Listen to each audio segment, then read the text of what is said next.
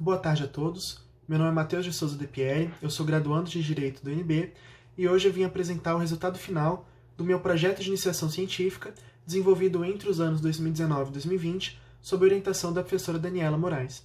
O título do trabalho é O Negócio Jurídico Processual, a Atuação dos Juízes e a Autonomia de Vontade das Partes.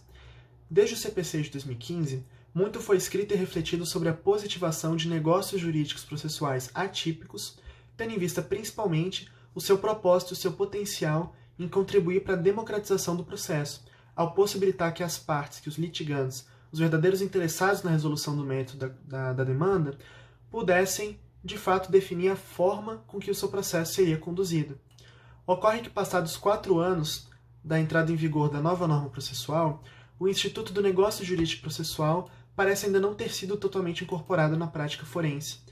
Isso porque, além do fato do negócio jurídico processual não ser muito utilizado pelas partes, ainda pairam muitas dúvidas sobre os limites da autonomia de vontade das partes ao fixar negócios jurídicos. Nesse sentido, esse trabalho teve como principal objetivo, em primeiro lugar, realizar um apanhado, uma análise do estado da arte sobre o negócio jurídico processual, para entender não apenas a evolução histórica do Instituto, mas também os entendimentos mais recentes sobre ele. Em segundo lugar, foi verificada a aplicabilidade do Instituto na prática forense, para justamente fazer uma comparação entre o que a doutrina entende e como o negócio jurídico é efetivamente tratado na prática. E, por fim, foram analisadas possíveis limitações à autonomia de vontade das partes. Como metodologia, entendeu-se que não bastaria apenas uma análise doutrinária para se compreender corretamente o Instituto. Dessa forma, foi realizada uma pesquisa empírica por meio de Google Forms, com 15 magistrados do Tribunal de Justiça do Distrito Federal e Territórios, pesquisa essa que foi devidamente autorizada pelo Comitê Científico de Pesquisa do Tribunal, que teve um processo administrativo com ciência expressa da presidência, das duas vice-presidências e da Corregedoria, e uma parceria também com a Escola de Formação Judiciária do Tribunal. Então, sendo devidamente autorizada a pesquisa, foi enviado aos magistrados algumas perguntas para responderem de forma totalmente online. Uma primeira etapa buscou-se compreender a frequência com que os negócios jurídicos processuais são utilizados pelas partes.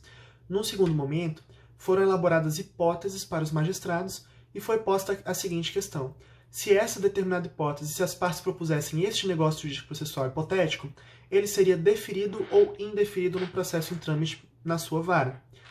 E, de maneira geral, os resultados foram muito interessantes. Em primeiro lugar, foi confirmado que o negócio jurídico processual é muito pouco usado em processos judiciais. Apenas 6,7% dos entrevistados respondeu que o NPJ é utilizado às vezes pelas partes, 60% respondeu raramente e 33,3% respondeu nunca. Quanto à segunda etapa da pesquisa, foi constatado que ainda paira uma certa insegurança jurídica sobre os limites e possibilidades de um negócio jurídico processual. O principal ponto que leva a essa conclusão foi o fato de que nenhuma das hipóteses colocadas aos magistrados foi unânime. Então, sempre, em todas as hipóteses, tiveram magistrados que julgariam teriam deferido o negócio jurídico e aqueles que teriam indeferido. Apesar disso, foi possível constatar algumas hipóteses que têm mais tendência à aceitação ou à recusa.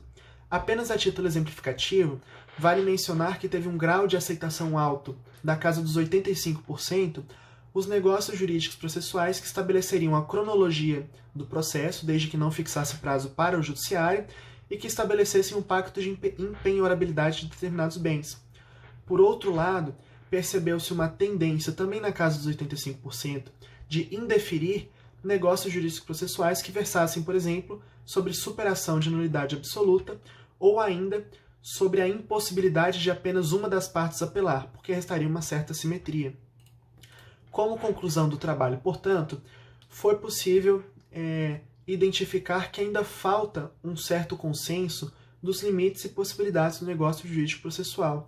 Apesar disso, vale destacar que muitos dos magistrados, inclusive, como boa parte da doutrina, destacaram que esse instituto, se for mais utilizado, possui de fato um papel fundamental na democratização do acesso à justiça, tendo em vista todas as possibilidades que as partes possuem e não ficam apenas reféns, entre aspas, de um código processual muito estrito.